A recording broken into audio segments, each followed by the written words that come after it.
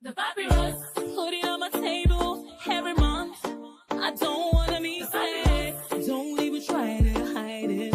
No, I don't wanna lose it. And you see how it is, it's so inviting. The papyrus, we're all so alive. The papyrus. Hello and welcome to the Papyrus TV News Update.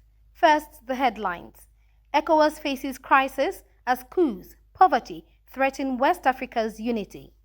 Tinubu inaugurates high-level committee for crucial national census. Rivers State Emergency Governance under fire, NPC. Yahaya Bello petitions IGP over alleged assassination claim by Senator Akpoti Uduaghan.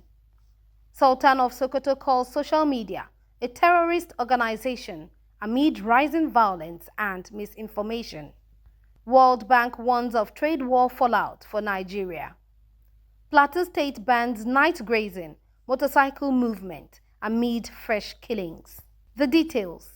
In Abuja, the Center for Democracy and Development, CDD, in collaboration with the West Africa Democracy Solidarity Network, WADEMOS, hosted a high-level conference that brought to the fore the fragile state of democracy in West Africa amid resurging military coups and deepening poverty.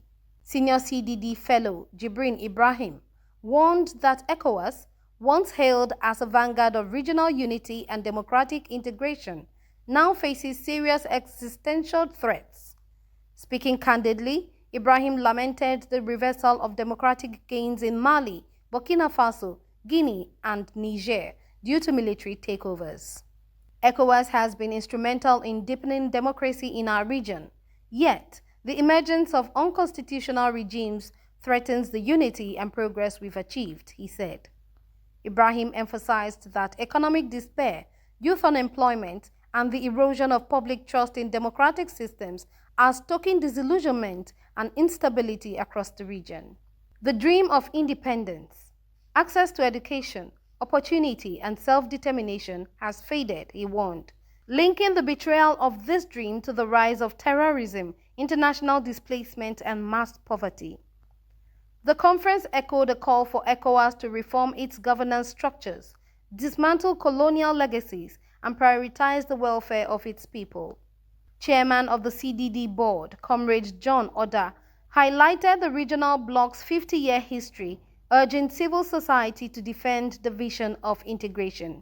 Despite challenges, significant progress has been made, he said, insisting that the legacy of ECOWAS must not be undermined.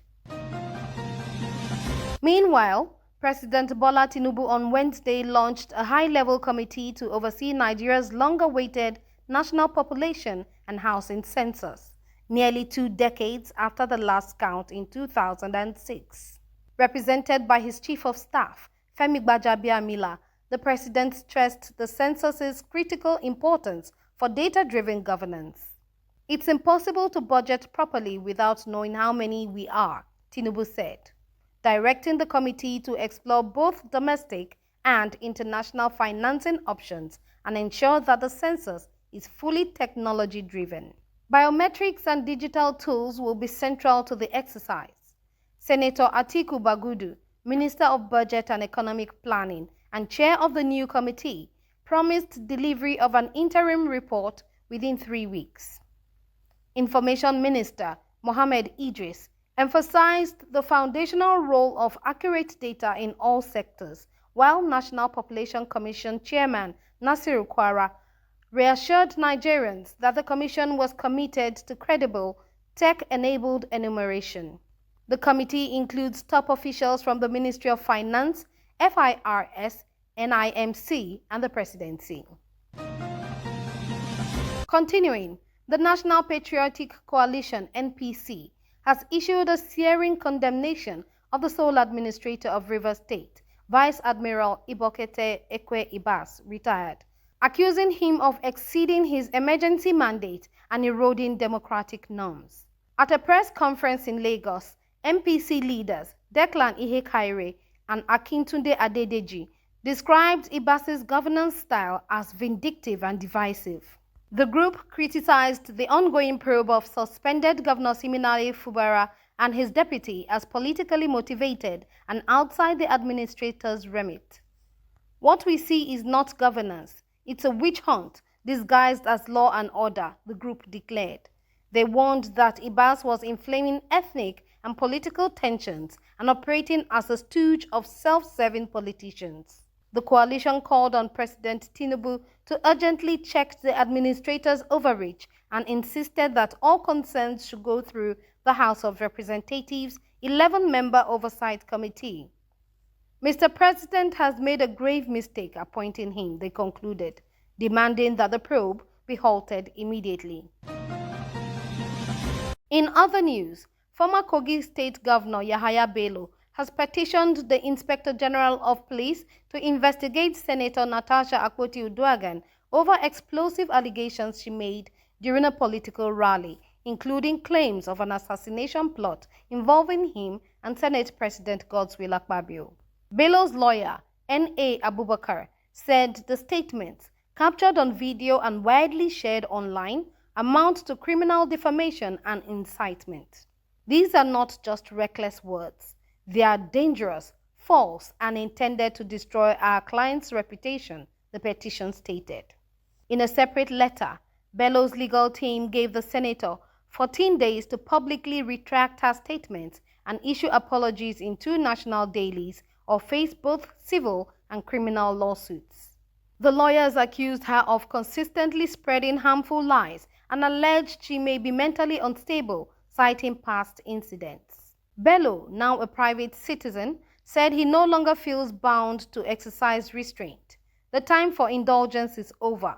We demand justice, his team declared, warning that failure to act could set a dangerous precedent in Nigerian politics. Moving on, in a striking and controversial statement, the Sultan of Sokoto, Muhammadu Sa'ad Abubakar III, described social media as a terrorist organization during the Northern Traditional Rulers Council meeting in Maiduguri. Lamenting its role in spreading fake news and inciting unrest, the Sultan called on security agencies to clamp down on what he termed an unchecked force fueling instability. What they do, somebody will sit in his comfort zone and formulate stories, and you will think it is true, the Sultan said, referencing the power of misinformation in triggering panic and violence. The statement comes amid escalating insecurity, particularly in Plateau State, where Amnesty International recently confirmed that over 50 people were killed in recent attacks. The Sultan urged traditional rulers and security institutions to work together in restoring peace and trust in the country. Furthermore, World Bank President Ajay Banga has cautioned that ongoing global trade wars are increasing uncertainty and may trigger fiscal distress in commodity exporting nations like Nigeria. Speaking ahead of the World Bank IMF spring meetings, Banga pointed out that disruptions in global trade flows could drive down commodity prices, straining national budgets across sub-Saharan Africa. If the prices of commodities come down because of a reduction in global growth, then you will have a challenge with the budget of that country, Banga explained. His remarks underscore the economic vulnerability of countries heavily dependent on exports amid a fragile global economy. Conclusively, following a spate of coordinated attacks that left over 50 dead and thousands displaced in Plateau State, Governor Caleb Mutfwang has rolled out a series of aggressive security measures, including a statewide ban on night grazing and restrictions on motorcycle movement. In a solemn statewide broadcast, Mutfwang stated that the violence in ZK and Bokos were not coincidental but part of a calculated attempt to destabilize and displace communities. This is not a clash, it is a campaign of destruction, he declared, vowing to restore security and bring perpetrators to justice. He praised President Tinubu for his support and directed immediate deployment of security personnel to volatile zones. The state's internal security force, Operation Rainbow, is being reinforced with 600 newly trained recruits. Humanitarian assistance has begun, with NEMA and SEMA providing food and shelter for displaced persons. The governor also announced the activation of a peace envoy, a fact-finding committee, and an interreligious council to foster long-term reconciliation. To the killers and those who sent them, know this: your time is up, Muftwang warned. The plateau will rise. The plateau will not fall. The plateau will stand tall again by the grace of God. The papyrus, put it on my table every month.